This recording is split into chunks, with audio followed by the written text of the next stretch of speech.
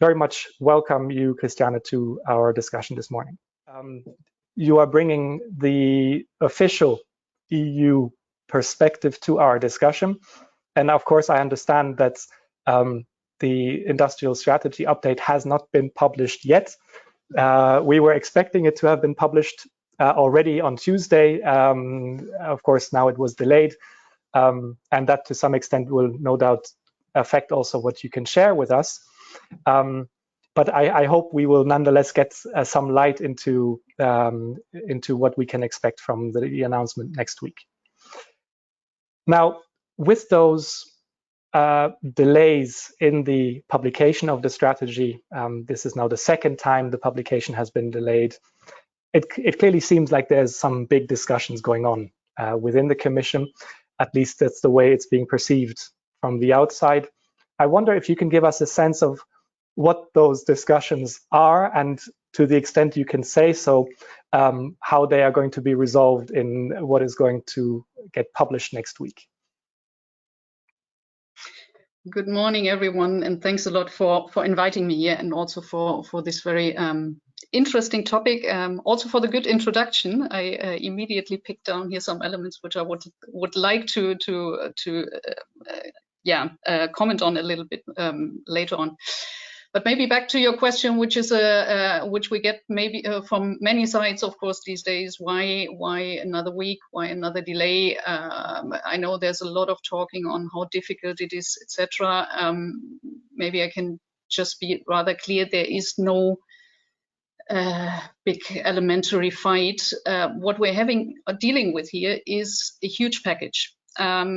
A huge package in so far that we want to get really the facts and figures right on what we're dealing with and how we want to advance. What we're doing is really to update the industrial strategy. Two main points here really. We had the strategy last year, which clearly set out how we see the industry going forward, how we see the role of Europe developing, how we see industry in Europe developing, with a clear focus really on the green and the digital transition, one of the key elements we should discuss today here, and also the clear notion of the open strategic autonomy, which is, I think the open is an important layer there, which we shouldn't forget, and which is in all our documents, be it in the trade policy review, be it in the industrial strategy, and also in the updated industrial strategy.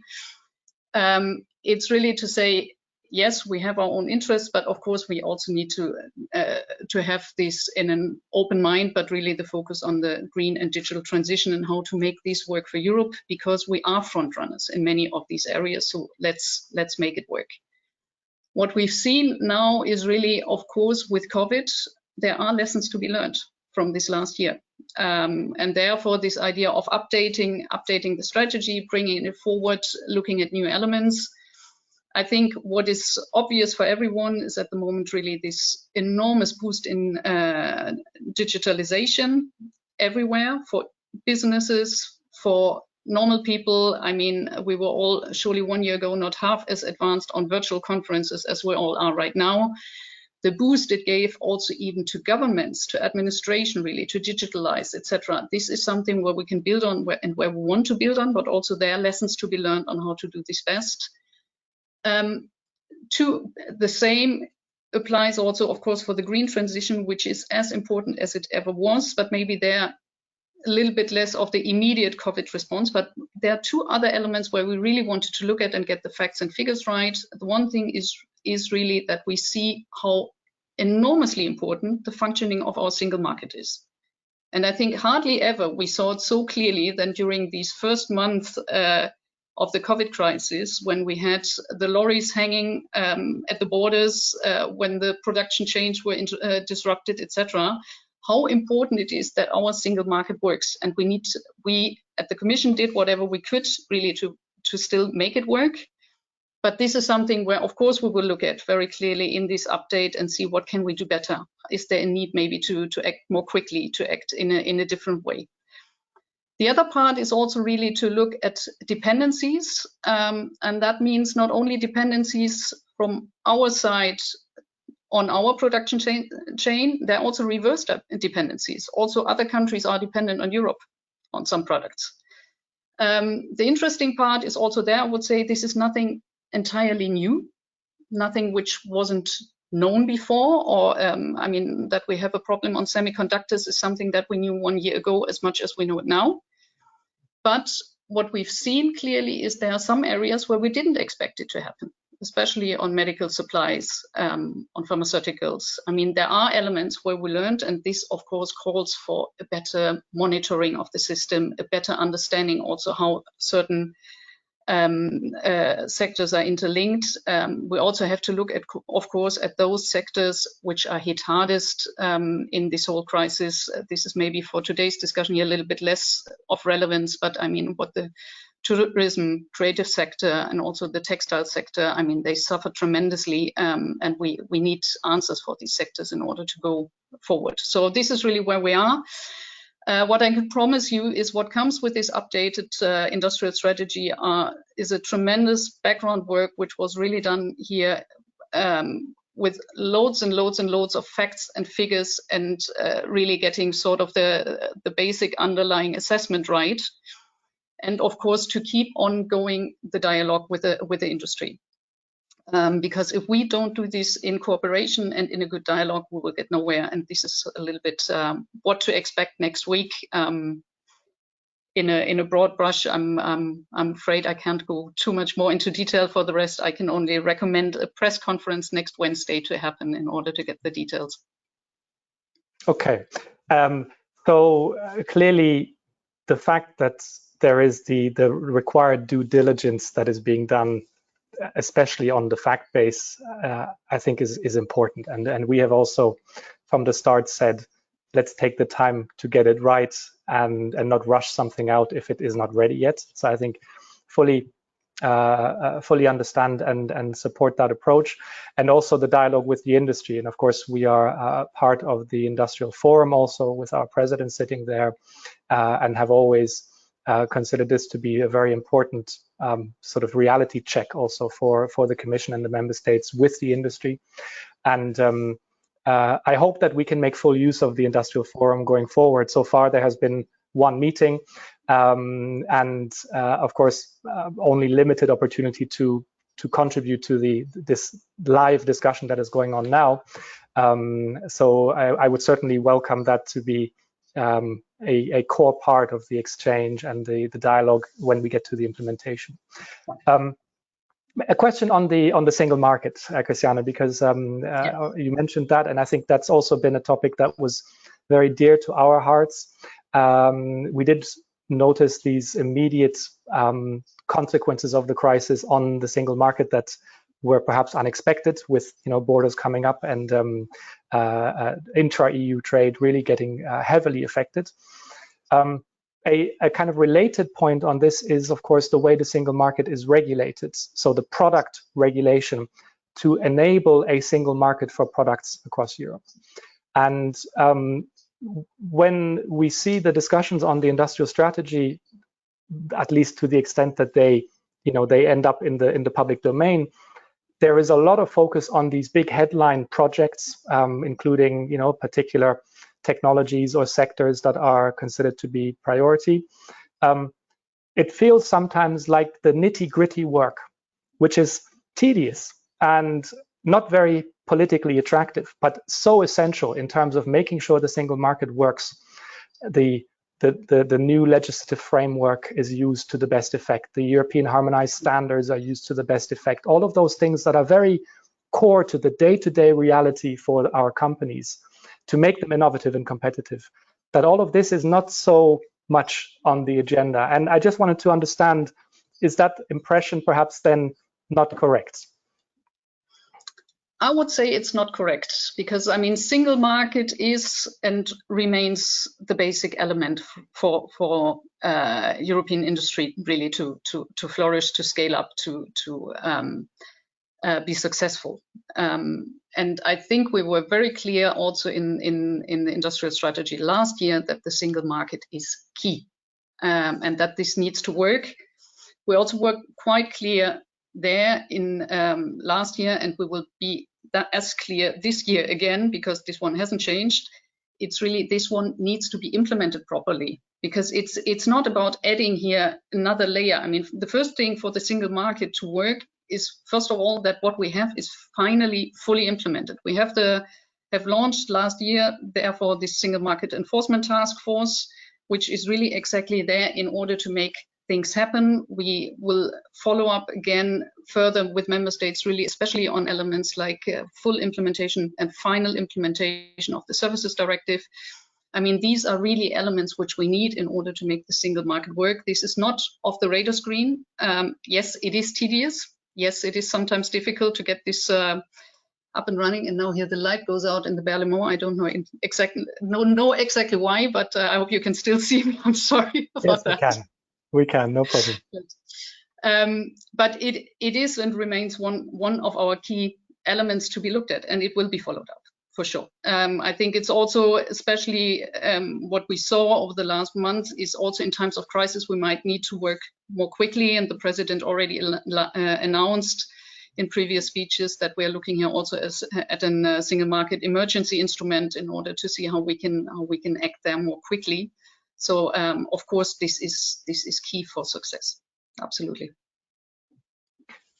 Okay, I expect that we will also come back to this point around the single markets later on with Matthias and with Ute, because, you know, again, this is so close to the reality that the companies are dealing with, and also the, let's say, the compliance burden that comes with single market regulation, of course, is an important reality that we also have to deal with.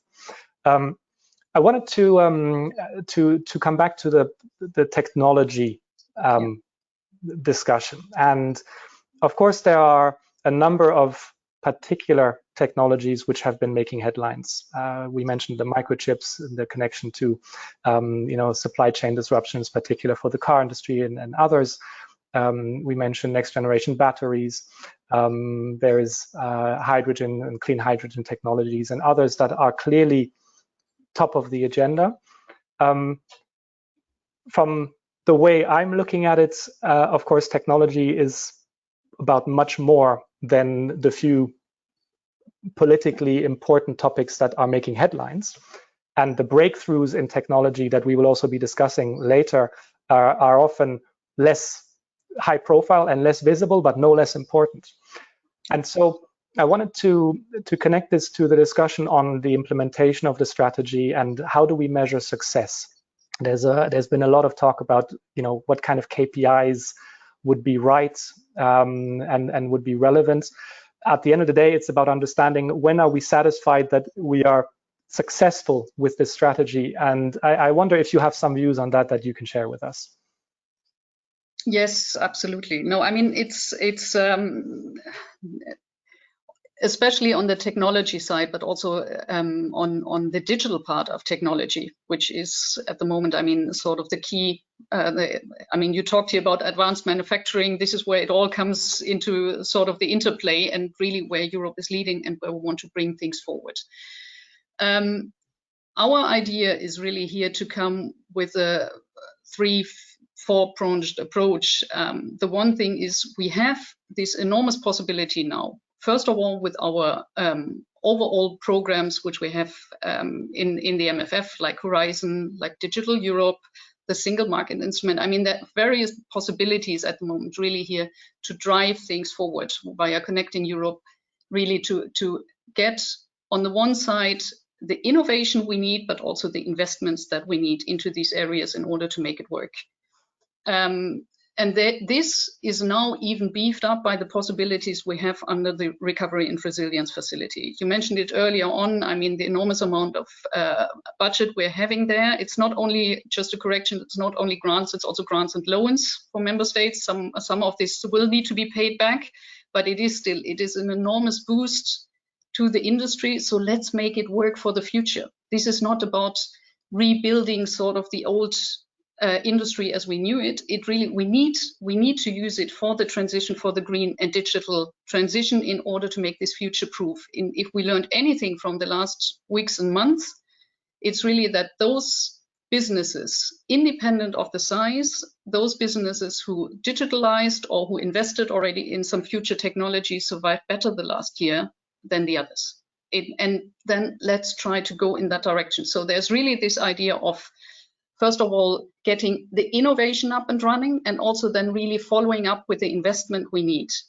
And of course, where we have problems there is still to get this at a multi-country project element. If we only look at the recovery, we are pushing the other member states to work together, be it on 5G corridors, be it on some other projects, really to make this happen at a European level.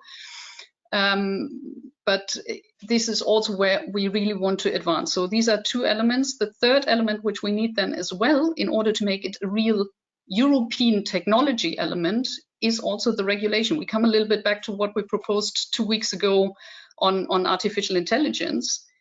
Again, there we had this double approach. We have the coordinated plan on how to boost really the innovative and the development area of artificial intelligence in Europe together and in a targeted way, and at the same time to have the regulation in place to make sure that the high risk artificial intelligence applications can be used safely and in line with European values. And that is really where we want to go. So to have these three elements, and all of that then, of course, in constant cooperation and also consultation with industry, I think this is really which will bring us forward. You asked for measurement of success. There, I would at the moment just refer maybe to what we had in the digital decade as some ideas for KPIs and also on how we want to achieve things. In the digital decade, we come with some rather ambitious proposals on where we want to land. And if I may say this here as an opening to the wider discussion, or also with the others, I think we will run into two highly problematic areas.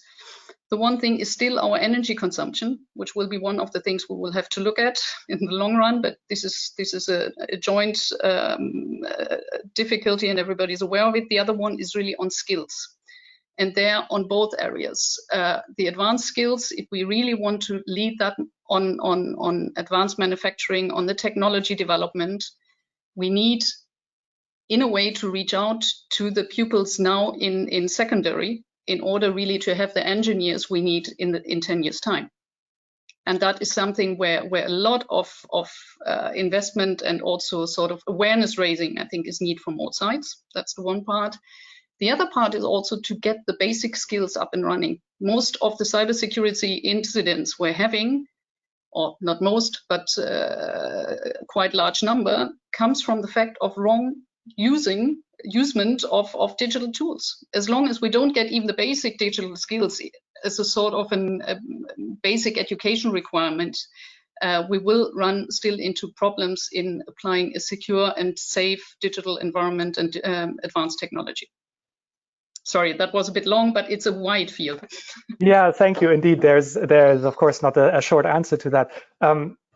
Let me pick up on 2 points that you made, the safety and the AI discussion, as a kind of last question to you before we invite our other panelists to join us. And we talked about the proposed AI regulation, and I mentioned earlier that in conjunction with that, there was also a proposed new regulation on machinery. Machinery, of course, being previously subject to a directive, which is one of the big success stories of internal market regulation in our view, that has really contributed to making our industries as globally successful as they are when it comes to manufacturing technologies. Of course, the AI discussion in the public domain has been dominated by things like credit scoring and facial recognition and others, which are clearly extremely sensitive topics.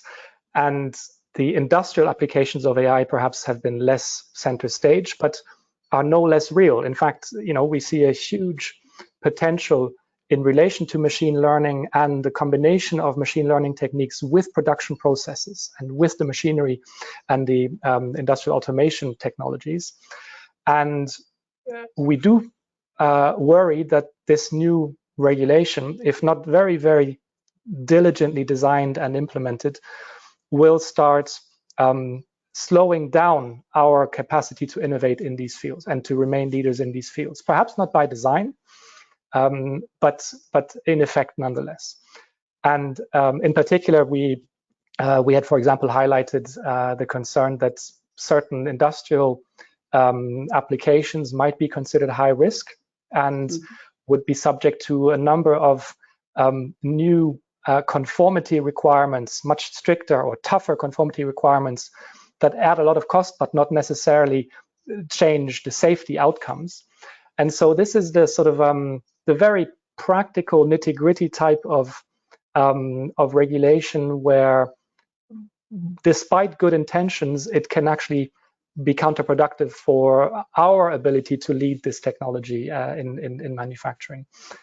Is that part of the, is that on your radar screen? Let me put it this way, these concerns, and not just yours, the Commission's radar screen, in a sort of sufficiently present way?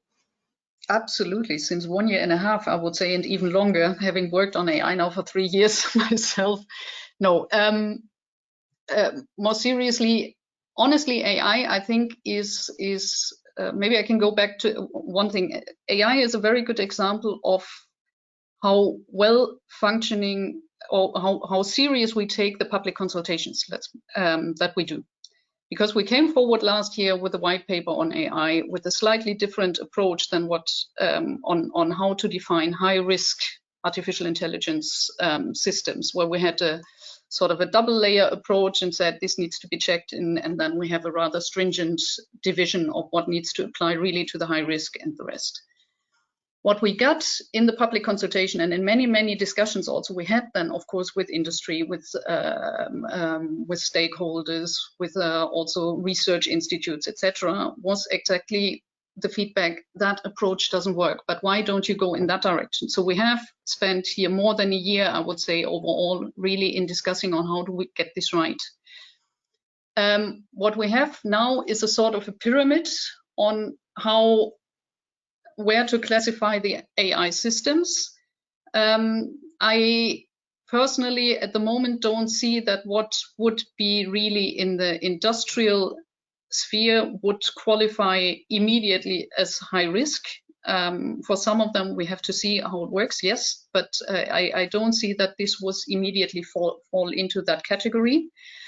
But it's also clear we need to take citizens and along really to trust this technology. And there's still a lot of mistrust the moment it comes. So it needs, the moment we go into areas where this really affects their lives, their well-being, maybe also certain discriminatory elements, the equal treatment of people, we have to be careful. And this is how we designed it.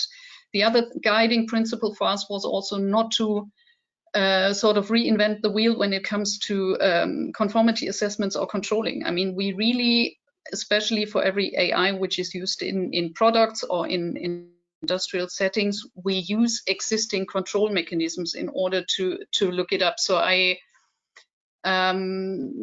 personally don't immediately would be willing to take that criticism, but more than happy to, of course, to have that discussion then again in a more targeted setting. But all I'm saying here is really these things have been discussed up and down. So it's no, it is quite clear.